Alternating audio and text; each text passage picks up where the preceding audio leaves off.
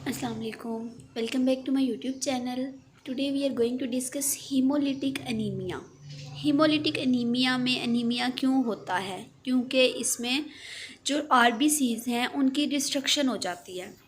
Normally क्या होता है कि उनकी प्रोडक्शन जो है ना, दो रीज़न्स हो सकते हैं। या तो प्रोडक्शन ठीक हो रही है और डिस्ट्रक्शन हो रही है आरबीसी की, या फिर ये हो सकता है कि जो प्रोडक्शन रेट है वो ही कम हो हीमोलिटिक एनीमिया में।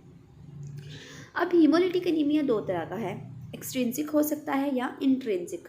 एक्सट्रिंसिक में क्या होता है कि जो आरबीसी की प्रोडक्शन होती है ना वो तो ओके होती है, ठीक है, यानी जितनी प्रोडक्शन होनी चाहिए उतनी हो रही होती है, लेकिन जैसे ही प्रोडक्शन होती है उसके बाद आरबीसीज की डिस्ट्रक्शन स्टार्ट हो जाती है। उसके बहुत ज़्यादा रीजंस हो सकते हैं, जैसे स्प्लीन जो है वो डिस्ट्रॉय कर देती है आरबीसीज को, या कोई पर्सन ड्रग्स ले रहा है तो उन ड्रग्स का आरबीसीज पे इफ़ेक्ट है जिससे उनकी डिस्ट्रक्शन हो रही है, या फिर कोई किसी किस्म का इन्फेक्शन है। अगर हम इंट्रिंसिक फैक्टर्स की तरफ जाएं, इंट्रिंसिक टाइप देखें, तो उसमें क्या होता है कि आरबीसी की प्रोडक्शन में डिफेक्ट होता है और ये इनहेरिटेड डिजीज़ होती है। जैसे सिकल सेल एनीमिया है कि उसमें क्या होता है, आरबीसी की शेप जो होती है वो नॉर्मल नहीं होती और हीमोग्लोबिन जो होती है वो ऑक्सीजन उस तरह से कैरी नहीं कर सकती जिस तरह नॉर्मल आरबीसी में करती है। अब हीमोलिटिक एनीमिया दो तरह का हो सकता है। पहले हमने देखा कि कॉजेज़ उसके कौन कौन से हैं ना, एक्सट्रिंसिक कॉजेज़ हो सकते हैं या फिर इंट्रिंसिक। तो अब टाइप्स ऑफ हीमोलिटिक एनीमिया की अगर हम बात करें तो हेरिडिटी हो सकता है या अक्वायर्ड हो सकता है, उन्हीं कॉजेज़ की बेस पे। हेरिडिटी में हमारे पास इंट्रिंसिक कॉजेज़ आ जाएंगे। उसमें क्या होता है कि आरबीसी की जो प्रोडक्शन होती है वो इफ़ेक्ट कर रही होती है। अब इसमें दो तरह के डिफेक्ट्स आ जाते हैं, या तो मेम्ब्रेन डिफेक्ट्स होते हैं या फिर जो हीमोग्लोबिन जो आरबीसी का इंटीरियर है यानी जो उसमें इंजाइम्स वगैरह हैं उनमें डिफेक्ट आ सकते हैं। अगर मेम्ब्रेन डिफेक्ट्स हैं तो उसमें क्या होता है, हेरिडिटी स्फेरोसाइटोसिस। स्फेरोसाइटोसिस में क्या होता है कि जो आरबीसीज होते हैं उनकी शेप जो होती है वो डिफरेंट हो जाती है और उनका लाइफ स्पैन भी कम हो जाता है। सेकेंड वन मेम्ब्रेन डिफेक्ट है पीएनएच, प्रॉक्सिमल नेक्टर्नल हीमोग्लोबिनूरिया। इसमें क्या होता है कि यूरिन में हीमोग्लोबिन जो है वो आना शुरू हो जाती है। उसके बाद अगर हम इंटीरियर में देखें तो इसमें इंजाइमेटिक डिफेक्ट्स हो सकते हैं या हीमोग्लोबिन में इशू आ सकता है। एक्सट्रिंसिक फैक्टर्स में हमारे पास आ जाते हैं हाइपरप्लेनिज्म। इसमें क्या होता है, जो स्प्लीन होती है ना उसका साइज़ ज़्यादा हो जाता है, वो जल्दी जल्दी आरबीसी से रिलीज़ करती है और जितना जल्दी रिलीज़ करती है उतना ही उनकी डिस्ट्रक्शन रेट भी ज़्यादा होता है। एंटीबॉडीज़ जो है वो भी आरबीसीज को इफ़ेक्ट कर सकती हैं। इसके अलावा कोई ट्रॉमा या इन्फेक्शन जो है वो भी हीमोलिटिक एनीमिया का काज हो सकता है। अब हमने बात की स्पर सेल एनीमिया। इसमें क्या होता है, बेसिकली होता ये है कि लीवर डिजीज़ हो जाती है। उसके बाद क्या होता है कि आरबीसी में फ्री कोलेस्ट्रॉल ज़्यादा हो जाता है, यानी पहले लीवर में इशू होता है, उस इशू की वजह से आरबीसी में फ्री कोलेस्ट्रॉल ज़्यादा हो जाता है। अब नॉर्मल लिपोप्रोटीन की एकामुलेशन हो जाती है और उस एकामुलेशन से क्या होता है कि आरबीसी का जो साइज़ होता है ना वो एक्सपैंड कर जाता है, ठीक है। इसके अलावा जो पॉलीसैचुरेटेड या मोनोसैचुरेटेड जो फैटी एसिड्स हैं उनका लेवल कम हो जाता है और ये बेसिकली उन पेशेंट्स में होता है जिसमें सिरोसिस डिजीज़ होती है यानी लीवर की डिजीज़ होती है। और अगर लीवर डिजीज़ के साथ स्पर सेल एनीमिया भी हो जाए तो कंडीशन जो है वो ज़्यादा सीवियर हो जाती है।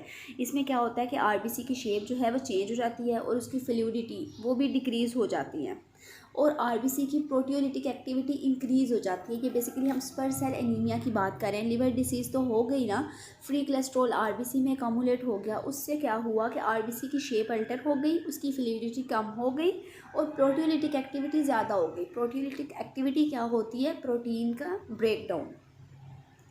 इन पेशेंट्स का अगर हम प्लाज्मा लें जिनको स्पर सेल एनीमिया है तो उसमें क्या होता है, लेसिथिन कोलेस्ट्रॉल असाइल ट्रांसफेज का लेवल कम होता है। इस तरह क्या होता है कि फ्री कोलेस्ट्रॉल जो है वो ज़्यादा हो जाता है। जब फ्री कोलेस्ट्रॉल ज़्यादा होता है तो आरबीसी की शेप जो होती है उसकी रीमॉडलिंग हो जाती है, ठीक है। वो नॉर्मल शेप से क्या होता है कि स्फेरिकल इन शेप हो जाती है और उसके इर्रेगुलर प्रोजेक्शंस बन जाते हैं जिनको हम क्या कहते हैं, अकैंथोसाइट्स।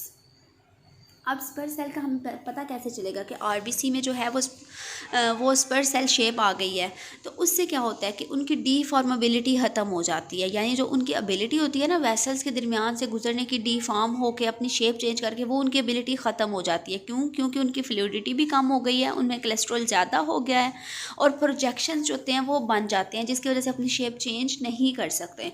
अब ये प्रोजेक्शंस किस वजह से बनते हैं कि बैंड 3 एक अनायनिक प्रोटीन है उसमें अल्ट्रेशन अल्ट्रेशन हो जाती है। उस अल्ट्रेशन की वजह से क्या होता है कि कैंथोसाइट्स बन जाते हैं, आरबीसी जो होते हैं वो कन्वर्ट हो जाते हैं साइट्स में।